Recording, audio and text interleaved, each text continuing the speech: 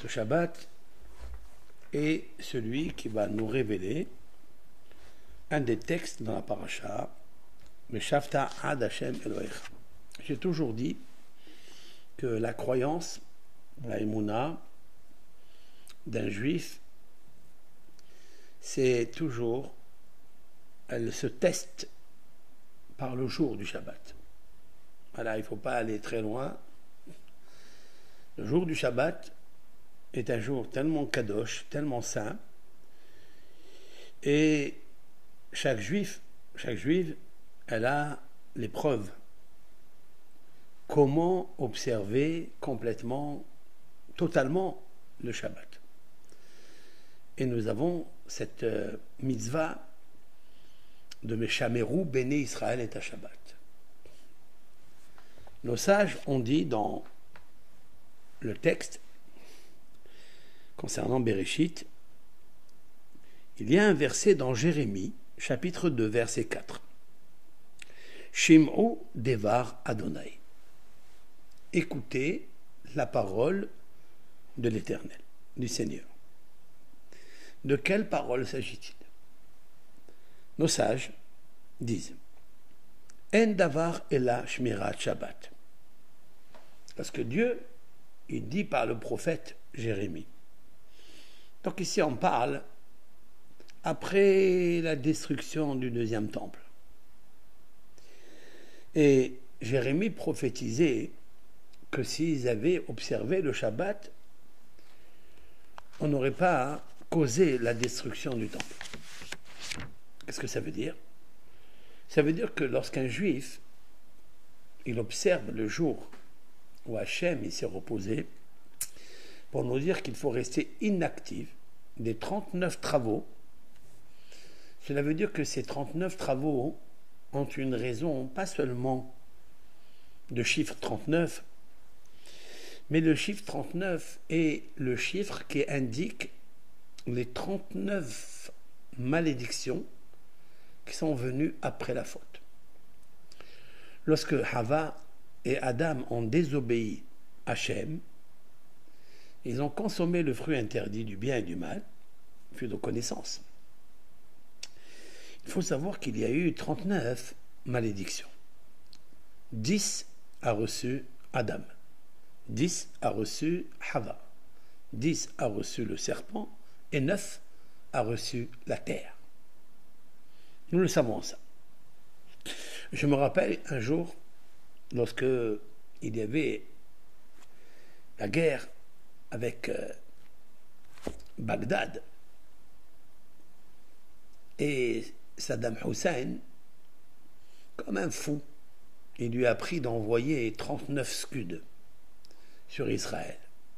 Il n'y a pas eu un mort. Alors je me suis posé la question, pourquoi il s'est arrêté à 39? Pas plus, pas moins. La réponse est comme ça. C'est lorsque le peuple d'Israël, il protège les 39 travaux du Shabbat. Dieu, il le protège des 39 scuds. Ça veut dire que ces 39 scuds, en fait, ils sont reliés avec les 39 malédictions. Qu'est-ce que c'est que Shabbat? Shabbat, ça veut dire être inactif, obéir à ce que les seigneurs Akadosh Baruch Hu t'a demandé. Donc maintenant, tu peux montrer à Hachem que tu le respectes, tu le vénères. J'ai pensé quelque chose de fou, si l'on peut dire ainsi. Que oui, la création du monde, elle est créée par la vénération du Shabbat. La vénération du Shabbat. Et lorsqu'on enlève ce bouclier, cette observance du Shabbat, parce que le Satan, la force du mal, elle vient nous embourber. Par le Shabbat, c'est un jour de repos, mais on ne va pas travailler, mais on va aller se promener, on va aller faire ce qu'il y a à faire. Alors que le jour du Shabbat, il a été donné pour le Shabbat Shalom. Autrement dit que il y a des familles qui vivent dans une paix extraordinaire autour de leur table, autour des champs, autour des discussions douces, une relation tellement compréhensible entre l'un et l'autre, le respect des parents. Ça existe. Je ne sais pas combien de familles juives elles vivent ça. Mais il y a des familles qui vivent complètement le contraire. Cela veut dire des disputes à table. En fait, comme si Dieu préserve, ils avaient la malédiction à l'intérieur de leur maison. Ça ne marche pas du tout. On prépare un Shabbat magnifique et toujours il y a quelqu'un qui allume une petite allumette, une petite parole là, et là, ça explose. Je me suis demandé, mais pourquoi? Car le Satan, le plus fort des forces négatives adversaires à un juif, c'est dans la mitzvah du Shabbat. À tel point que Dieu a dit, Amara Kadosh Baruch Hu, l'Éternel a dit à Israël, à Filou, écoutez ça, Im avartem al aseret adiberot, même si vous avez transgressé les 10 commandements. J'ai une question. Après, je vous dis la question que j'ai ici. Donc, le Midrash nous apporte ceci. L'Éternel a dit à Israël, même si vous avez transgressé les 10 commandements, Shimru Shabbat ve'eslah lachem. Si vous observez le Shabbat, vous le gardez convenablement. Ça veut dire, vous gardez les 39 melachot, les 39 travaux, vous n'êtes pas maudit. Vous arrêtez, vous stoppez les 39 malédictions qui sont venues après le péché. Normalement, sur chaque transgression d'une melacha, c'est-à-dire d'un travail interdit Shabbat, la personne doit subir 39 coups, ce qu'on appelle la flagellation. 39 coups. Pourquoi 39 coups? À l'époque du Beddin, du tribunal, le Sanhédrin, le tribunal, amenait la personne qui a fauté, qui avait transgressé un lave de la Torah, et il allait donc dans une chambre, et le policier, s'il en perd, comme ça, le policier prenait une ceinture large d'un tefah, c'est-à-dire d'une poignée, on va dire 10 cm, elle était large. Cette ceinture était fabriquée à base de peau de veau. On prenait, il y a qui disent du bœuf, il y a qui disent du veau, et il l'attachait à un poteau et il le frappait derrière le dos 39 coups. Alors qu'est-ce que ça veut dire? Ça veut dire comme ça. Pourquoi on prenait la peau du bœuf ou du veau? Parce qu'on dit à cette personne un verset qui est marqué dans Ésaïe. Je vais vous le traduire. Yada shor konehu. C'est-à-dire c'est un reproche, une réprimande que le prophète disait au peuple d'Israël. Toi qui as fauté, tu n'as pas obéi Dieu, tu l'as oublié, alors que Hachem il t'a donné la vie, il t'a donné les enfants, il t'a donné de quoi acheter pour vivre, il t'a donné les mitzvot de la Torah. Tu n'as pas compris Dieu. Comment ça se fait? Alors, Yada Shor Koneu. Shor, c'est le bœuf. Le bœuf, il connaît le propriétaire qui l'a acheté. Vous savez qu'il y a des bœufs qui travaillent, qui labourent.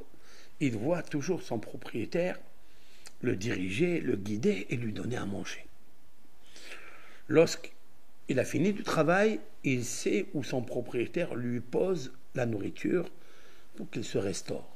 Il prend des forces, qu'il se repose, et puis il recommence. Yada, Shor, Koneu. Koneu, ça veut dire celui qui l'a acheté. Vahamor evus be'alav. L'âne, il n'a pas assez d'intelligence pour comprendre que le propriétaire l'a acheté. Il pense que la crèche, là où il mange, il pense que c'est ça l'auteur de sa vie. C'est ça son patron. Ça veut dire que la crèche est la nourrice de cet âne. Donc, Échaïa, Ésaïe dit, le bœuf connaît son propriétaire. L'âne pense, comme il n'a pas assez de discernement, il pense que la crèche est son propriétaire, et la nourrice.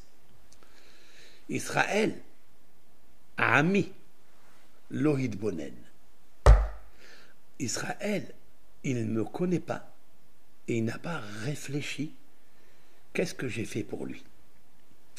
C'est la raison pour laquelle on prend la ceinture de bœuf et elle fait 10 cm et on le frappe sur le dos comme si on lui disait: pourquoi as-tu oublié Dieu? Tu es moins intelligent et reconnaissant qu'un bœuf qui connaît son patron, son acheteur, un âne qui au moins reconnaît que la crèche où il mange, c'est sa nourrice. Et toi, ami, toi, mon peuple que j'ai fait sortir d'Égypte, à qui j'ai donné la Torah, à qui j'ai suivi et j'ai sécurisé pendant 40 années dans le désert, j'ai fait rentrer en Eretz Israël. Tu ne penses pas, tu ne réfléchis pas. Alors on prend la ceinture de bœuf à 10 cm. 10 cm, ce sont les 10 commandements. Les 10 cm, c'est les 10 séphirotes. Alors Dieu, il dit, je vais te frapper sur le dos parce que tu as tourné le dos à Hachem. Au lieu de lui donner le visage, tu lui as montré le dos. Dieu, il lui dit, donne-moi ce dos. Et là, je vais te frapper 39 coups parce que tu me rappelles que tu fais partie de Adam Arishon et Hava et le serpent et la terre qui ont été sanctionnés de 39 scuds. 39 malédictions. Comment on éradique, comment on enlève? Grâce à quoi? Il dit à Kadosh Baruch Hu, écoute, tu ne me connais pas. Ok, tu m'as oublié. Tu as fait l'idolâtrie. Premier commandement, c'est je suis l'Éternel ton Dieu. Tu ne sais pas qui je suis, c'est pas grave. Tu as adoré des idoles, c'est pas grave. Tu as juré en vain, c'est pas grave. Tu as pas honoré ton père et ta mère, c'est pas grave. Tu as commis l'adultère, c'est pas grave. Tu as tué, c'est pas grave. Tu es convoitise, c'est pas grave. Tous les 10 commandements, c'est pas grave. Mais au moins, observe le Shabbat. C'est tellement puissant. Qu'est-ce qu'il y a dans le Shabbat? Ce Shabbat, nous devons prendre sur nous de réfléchir vraiment, au moins au niveau du bœuf. Au moins. Il connaît son propriétaire. Pourquoi moi je ne connais pas mon auteur, mon géniteur, alors que je sais que je parle, je suis intelligent, je suis sage? Pourquoi je ne transmets pas à mon cœur la faculté de la sagesse pour qu'il puisse quitter la station de l'imbécilité et arriver à une station d'altitude avec l'aide de Hachem pour s'élever et comprendre Dieu qui lui a tout donné. Kadosh Baruch Hu dit à Israël, même si vous avez transgressé les 10 commandements, Shimru Shabbat ve'Islah lachem, j'explique.